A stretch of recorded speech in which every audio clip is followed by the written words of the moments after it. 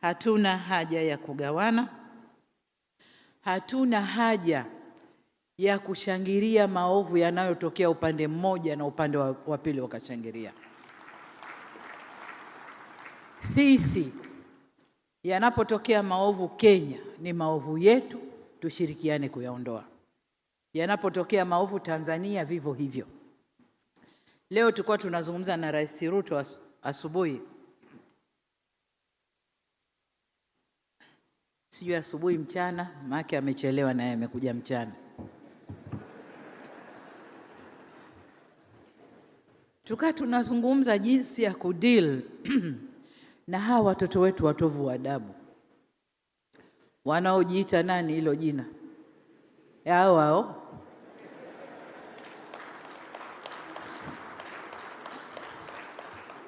eti na wenyewe wanajifanya ni hao wa East Africa. Kwa hiyo popote wanakwenda kupigania demokrasi. Kwa hiyo wafanye fujo huku, wafanye fujo huku, wachome huku, wachome huku, wadisturb serikali zao.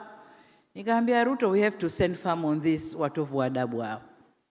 Tusichague wa Tanzania au wa Kenya.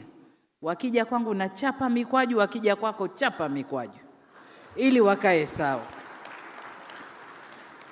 Na hapo tutapata jumuiya ambayo ina watu wenye heshima na ina watu walionyooka. Neno demokrasi lisituchafulie nchi zetu wala mila zetu wala desturi zetu. Demokrasi haina formula. Demokrasi ya kule mbali tofauti na ya kwetu huku. Sisi kwetu tuna mila zetu na desturi zetu zinazokwenda na hiyo demokrasi.